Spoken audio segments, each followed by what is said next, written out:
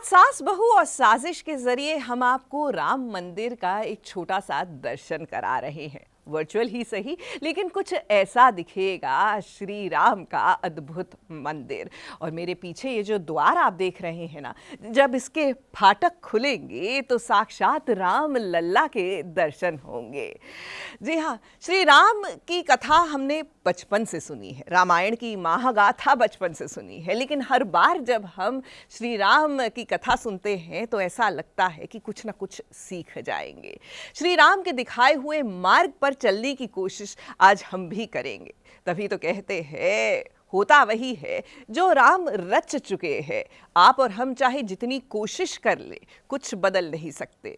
जी हाँ, राम का लिखा हुआ आखिरकार बदल भी कौन सकता है। अगर पूरी की पूरी फैमिली माँ बाप को सरप्राइज देने के लिए तैयार खड़ी, लेकिन मुझे कैसे पता होगा? मुझे थोड़ी किसी ने बताया। उन दादी सा का प्लान, जाके उनसे लड़ो। मैं कोई लड़ाकू और मानो, मैं क्यों जाके उनसे लड़ूं? मैं ये कैसे भूल गई कि हर बार की तरह तुम कुछ ना कुछ करके सब कुछ बर्बाद करने की कोशिश तो करोगी। वो एक्सक्यूज मी मुनीर दादी साहब, इतने सालों बाद अरमान की मॉम डैड को अफवाह साहब ये है कि मैंने और अरमान ने कितनी मेहनत के साथ ये प्लानिंग की थी। प्लानिंग तुम्हारी थी, एनिवर्सरी तुम्हारी नहीं है। तुम्हें पता है अरमान के डैड ने क्या प्लान किया? अरमान के डैड अपनी वाइफ को डेट पर लेके जाना चाहते थे। रूही,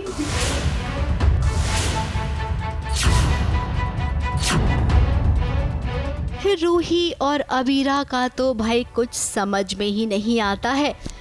पल में ये दोस्त बन जाते हैं तो पल में इनके बीच ना मानो जंग सी छिड़ जाती है। अब देखिए, अरमान के मम्मी पापा की एनिवर्सरी है तो ऐसे में दादी सा के कहने पर अरमान और रूही ने एक पार्टी ऑर्गेनाइज की है, वो भी सरप्राइज वाली। रूही बहुत एक्साइटेड थी, एक एक चीज़ उसने, फ्लावर अरेंजमेंट, उसने खाने का मेन्यू, उसने म्यूज़िक प्लेलिस्ट, उसने सब कुछ डिसाइड किया था। हम दोनों ने मिलकर डिसाइड किया था कि सारी फैमिली के साथ हम ये जो हमारा मौका आया, एनिवर्सरी आया है मेरे मॉम डैड की, उसको स्पेशल बनाने की कोशिश कर रहे थे। और ये हमारा दोनों का टॉप सीक्रेट था कि हम लोग एक पार्टी थ्रो कर रहे हैं, एक सरप्राइज पार्टी। लेकिन अबीरा को ना बताने का ये नतीजा हुआ कि अबीरा ने तो हमारी पार्टी स्पॉइल कर दी। अब जाहिर सी बात है, सरप्राइज है तो किसी को पता नहीं होगा, लेकिन रूही और अरमान, आप दोनों को अबीरा को तो बताना चाहिए था ना। अब देखिए, अबीरा ने कुछ और ही प्लान कर लिया है। अबीरा अपने सास ससुर को डेट पर भेजना चाहती है। हमने प्लान किया है, मैंने और रूही ने प्लान किया था कि माँ और पापा की शादी करवाएंगे फिर से।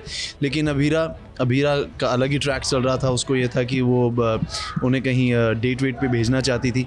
उसने वो ऑर्गेनाइज कर दी और उनको भेज दिया और हमारा ये सारा अरेंजमेंट धरा का धरा रह गया। अब अरमान के मम्मी पापा की पर्सनल लाइफ कुछ ठीक नहीं है तो ऐसे में अबीरा चाहती है कि आज का दिन ये दोनों साथ में बिताए। अब सरप्राइज पार्टी होगी या डेट पर जाएंगे मम्मी पापा, इसी को लेकर घर में बहस चल रही है। अगर पूरी की पूरी फैमिली माँ बाप को सरप्राइज देने के लिए तैयार खड़ी, लेकिन मुझे कैसे पता होगा? मुझे थोड़ी किसी ने बताया। तुम्हें सरप्राइज का मतलब भी पता है? इस सरप्राइज का एनिवर्सरी कपल के लिए ना, मेरे लिए थोड़ी सरप्राइज है। उन दादी सा का प्लान, जाके उनसे लड़ो। अब अरमान की माँ की बात करें तो उनकी भी कोई दिलचस्पी नजर नहीं आ रही है डेट पर जाने के लिए। बार बार अबीरा मना रही है, लेकिन वो अबीरा को मना कर रही है। अपने दिन से मैंने कभी छुट्टी लेने का नहीं था, लेकिन आज छुट्टी है सिर्फ आपके लिए, सिर्फ आपके लिए। प्लीज बता दीजिए कि आपकी एनिवर्सरी है, इसे अपने तरीके से बताइए प्लीज। ये क्या जबरदस्ती है अबीरा? माँ का हाथ छोड़ो वरना। Shut up Roohi. एक मौका था हमारे पास कि उनकी एनिवर्सरी है तो हम सब ठीक कर सकते थे, लेकिन at the end of the day tragedy हुई है हमारे घर में, झोल हुआ है। अब ये अबीरा है, छोड़ेगी तो नहीं, अपनी बात मनवा कर रहेगी। और हम जानते हैं कि अरमान के मम्मी पापा डेट पर तो जाएंगे, लेकिन यहाँ पर रूही को बहुत बुरा लग रहा है। हालांकि अरमान और दादी सा कुछ कह नहीं रहे हैं। अब रूही के मन में क्या है ये तो हम सब जानते हैं, लेकिन रूही, तुम जैसा सोचती हो ना वैसा ठीक नहीं है। अरमान अबीरा का पति है, आज नहीं तो कल उनके बीच ना तालमेल बैठ ही जाएगा, तब आप क्या करेंगी?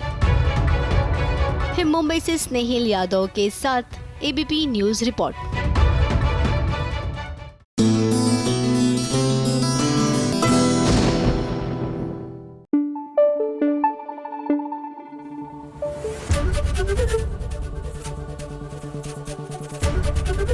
एबीपी न्यूज आपको रखे आगे।